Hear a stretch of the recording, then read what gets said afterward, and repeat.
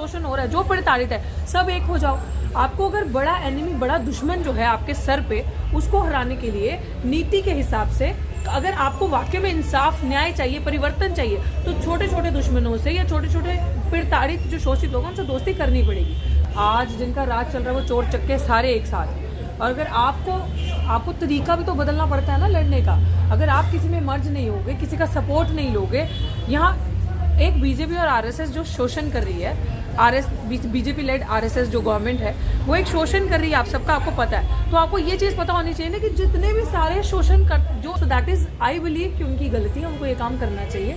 और हाँ, मेरी definitely sympathy, I can empathise कि वो क्या फील कर रही होंगी, बट ये तरीका नहीं है क्योंकि वो पहलवान है। अगर आप बॉडी पे प्रेशर सह सकते हो, लड़ सकते हो, आप लड़के जीतते हो, एक तो होगा मेंटल प्रेशर, दूसरा फिजिकली प्रेशर लेके लड़ते हो, तो आपको इतना कमजोर एक वो नहीं देना चाहिए महिलाओं को आउटसाइड। रितु जी, उन्होंने आंदोलन करा, उनका आंदोलन काफी लंबा चला, उन्होंने कानूनी लड़ाई भी लड़ी, लेकिन जब उन्होंने देखा कि मजबूरन मतलब ना तो हमें आंदोलन से इंसाफ, कितने दिन आंदोलन किया?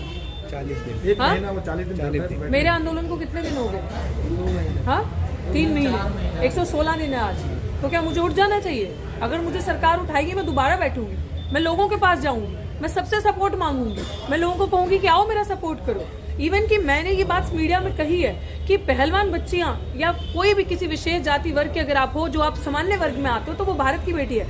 क्या मुझे सपोर्ट इसलिए नहीं मिला प्रॉपरली कि मैं दलित की बेटी हूँ इसलिए दलित की बेटी भारत की बेटी नहीं है? आज भी अगर वो सड़क पे निकल के आए, उनके सपोर्ट में हमारा समाज हमेशा सबसे पहले खड़ा हुआ है। अगर किसानी आंदोलन अगर आपने देखा, किसानों का आंदोलन था तब भी हमारा समाज था, CA/NRC का आंदोलन था तब भी हमारा समाज था, हमारा सपोर्ट पूरा रहता है। पहलवानों की बातें तो पूरा था। आप सपोर्ट तो लो, आप डायरेक्शन तो दो, क्योंकि आप देश का मान सम्मान हो, भारत के आन बान शान हो, आपने देश को प्राउड फील करवाया है, तो आपको मिलता। But this is not the way. मैं इस चीज को बिल्कुल भी, मतलब मेरे लिए ये बैटलफील्ड को छोड़ना इज नॉट एक्सेप्टेबल। क्या आप मानती है कि दोबारा से उन्हें जंतर मंतर पर आंदोलन शुरू करना चाहिए? जंतर मंतर ही क्यों भाई? जंतर मंतर तो एक शो हो गया ना, 9 से 12 का, 12 से 3 का, 3 से 6 का, ये तो शो टिकट मूवी की तरह रख दिया।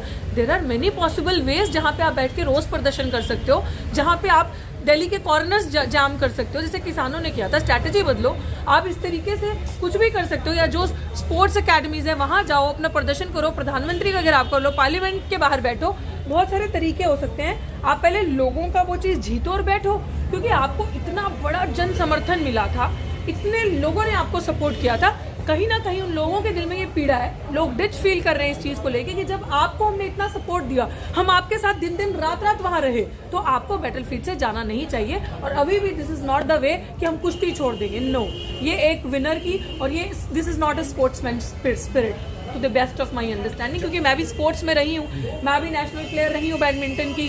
सो आप हारते हैं, उठते हैं, गिरते हैं, उठते हैं, ये आपकी स्पिरिट है। लेकिन उनका तो शोषण हुआ है ना, और जो शोषण कर रहे हैं वो सत्ता में है लोग। तो आपका क्या मतलब है? ऐसे तो ये भी सिखाया जाता है किसी का रेप हो जाए तो उस लड़की को घर से बाहर नहीं निकलना चाहिए। उस लड़की के हाय तौबा होगी, हाय तौबा होगी कि भैया रेप हो गया, बेइज्जती होगी, इज्जत लूट गई। लेकिन हमारा नैरेटिव वो नहीं है। हम एजुकेटेड लोग हैं, हम आपको कैसे जागरूक करेंगे? वो मेरी बहनें हैं ना पहलवान, तो मैं उनको भी यही कहूंगी कि मैं जो चीजें हम देखते हैं, अगर आपका शोषण हुआ है तो शोषण के खिलाफ लड़ना है एंड तक, तब तक जो जुल्म कर रहे हैं वो सही ठिकाने पे नहीं पहुंच जाए। अगर आपका फिजिकल या मेंटल अब्यूज किसी ने किया है, किसी ने रेप किया है, तो आपको रेपिस्ट को प्रोटेक्ट नहीं करना, आपको उस जिसका साथ वो शोषण हो उसको प्रोटेक्ट करके चलना है। लेकिन आपको रणनीति बदलनी पड़ेगी, हर टाइम स्पेस के हिसाब से आपको ये चीजें समझनी पड़ेगी, बदलनी पड़ेगी, तरीका बदलना पड़ेगा और लड़ना पड़ेगा। अब सरकार ये आ गई, कब से दलित आदिवासी पिछड़ों का शोषण हो रहा है, और अब तो ज्यादा हो रहा है, दिखाया कुछ जा रहा है और अंदर कुछ हो रहा है। तो क्या हम लड़ना बंद कर दें? हम जुल्म के खिलाफ बोलना बंद कर दें? साक्षी मलिक ने अपने जूते उतार कर टेबल पर रख दिए और कहा कि अब कुश्ती को मैं त्याग रही हूँ। आप उनसे क्या कहेंगे? दिस इज नॉट, ये तो बहुत ही, मैं क्या कहूँगी, as a women I have my full solidarity, as एक भारत की बेटी होने के नाते, क्योंकि आपने देश को इतना प्राउड फील करवाया है, आप भारत का प्राइड हैं, तो मेरी फुल सॉलिडारिटी है। But I would just say कि बहन, ये लड़ने का तरीका नहीं है, प्लीज ये मत कीजिए, क्योंकि अमूमन जो और लोग हैं और लड़कियां हैं वो भी इस तरीके से हार मानेंगे, शायद आपके जितनी पॉपुलर नहीं होंगी। तो मेरे लिए ये तरीका नहीं है, this is not a true sportsman spirit. आपने कहा कि वो ऐसा मैदान छोड़ के उनको नहीं जाना चाहिए, तो आखिर क्या कारण रहा? आप क्या कहना चाह रहे हैं कि मैदान छोड़ के किसी दबाव में भागे वो लोग? दबाव में नहीं, आई डोंट नो दबाव में भागे या क्या उनकी मनोस्थिति है, ये नहीं पता। लेकिन मैं ये कह रही हूँ कि स्पोर्ट्समैन स्पिरिट नहीं होता। स्पोर्ट्समैन स्पिरिट ये होता है कि गिरते हो, उठते हो, लड़ते हो, फिर गिरते हो। अगर एक स्ट्रैटेजी वर्क नहीं करी, दूसरी स्ट्रैटेजी अपनाओ। अगर आपको लगा क्यों जरूरी था, क्योंकि जितना देश अवाम सोशल मीडिया के रहे, सड़क के रहे, पूरे देश भर में उनके लिए आंदोलन हो रहा था, तो ये इतना बार बार ऐसा सपोर्ट नहीं मिलता।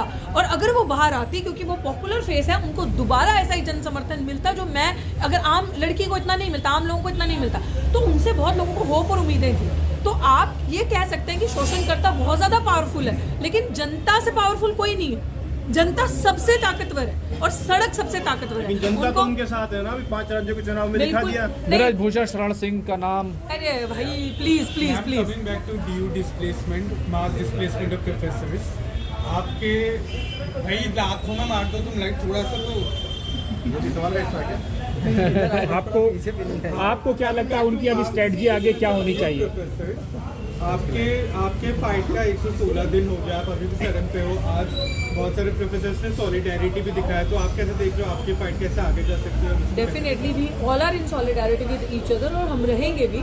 और ये खाली प्रोफेसर्स की बात नहीं है, प्रोफेसर्स इसलिए लड़ रहे हैं कि आपने देखा, जैसे प्रोफेसर साहब ने कहा, रतनलाल साहब ने, कि एक वो सीढ़ी थी जिसमें सबसे पहले रतनलाल साहब चढ़े, उसका लक्ष्मण यादव जी आए, और मेरा सफर एकदम सेम था। रोस्टर आंदोलन से हमारा मूवमेंट शुरू हुआ, और उन्होंने वो सीढ़ी, अभी संघी क्या कर रहे हैं, उस सीढ़ी को तोड़ रहे हैं, क्योंकि इस सीढ़ी पे कहीं दलित, आदिवासी और बच्चे चढ़ते चढ़ते ना आए। और अगर ये चढ़ते आएंगे तो ये सवाल करेंगे, ये हमारी पॉलिसीज को अनफोल्ड और एक्सपोज करेंगे, तो वो सीढ़ी काटना चाहते हैं हम जैसे लोगों के लिए। और ये जो आज हुआ है, ये बहुत पहले होना चाहिए था। डॉक्टरी तो 116 दिन से वहाँ बैठी है, और मुझे लगता है अगर हम सही टाइम पे इस चीज़ को समझ जाते तो हम बहुत कुछ डैमेज होने से रोक लेते। लेकिन अभी भी जो हुआ है, इट्स ए गुड इनिशिएटिव, और ये होना चाहिए। हम सबको एक साथ होकर लड़ना चाहिए अगर हमें अपना एजुकेशन सिस्टम बचाना है। और एजुकेशन, खतरा एक बैंक के एम्प्लॉय से नहीं है, खतरा एक इंजीनियर से नहीं है, हॉस्पिटल में जो काम कर रहे हो उससे खतरा नहीं है। लेकिन जब आप एकेडमिक्स में हो ना, शिक्षा प्राप्त कर रहे हो, जो आपका ये जो विजन है, ये जो विजडम है, ये बड़ा करता है, तब आपको पता चलता है कि यार इतनी समाज की कुरीतियां हमारे साथ ही क्यों हुई, हमारा ही इतना बुरा हाल इतने सदियों से क्यों रहा, और करने वाले कौन थे? एक तरीके के लोग। तब आप सवाल करते हो, तब आप उनको अपोज करते हो, तब आप फ्रीडम ऑफ एक्सप्रेशन और स्पीच को समझते हो, आपको लगता है आवाज उठानी, तब आप सही मायने में टारगेट पे आते हो। इसलिए एजुकेशन उनका टारगेट है कि पढ़ने ही नहीं दो, ऐसी ऐसी पॉलिसीज लाओ, अग्निवीर के जैसी नेशनल एजुकेशन पॉलिसी लाओ, खत्म हो जाए। तो मुझे लगता है ये संघर्ष खाली शिक्षकों का नहीं होना चाहिए, छात्रों और संघर्ष शिक्षकों का एक जैसा होना चाहिए। जैसे मेरे आंदोलन में वहां पे चल रहा है कि एक साथ होकर हम लड़ रहे हैं, और लड़ाई लंबी है, माना है हमने, लड़ाई कठिन भी है, लेकिन हारना नहीं है, रुकना नहीं है। Now is the time. अगर आप अब नहीं लड़े तो जैसे सांसद मनोज साहब ने कहा, मनोज झा जी ने कहा कि बहुत अब खतरा है, अब इसके बाद आगे क्या है।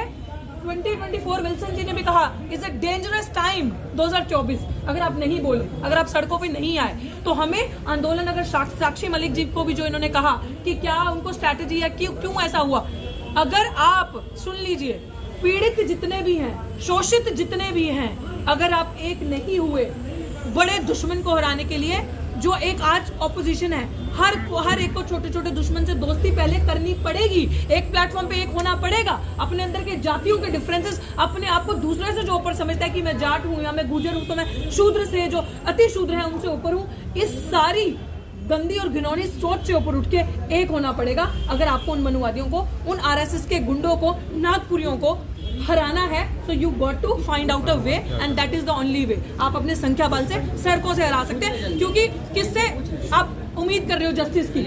आज संसद में जो देश को चलाने के लिए एक वो बनती है बॉडी, उन्हीं को सस्पेंड कर दिया जा रहा है, जो वॉइस ऑफ डिसेंट है उन्हीं को दबाया जा रहा है। तो 140 के लगभग नंबर है जो सस्पेंड हो गए इस स्तर में।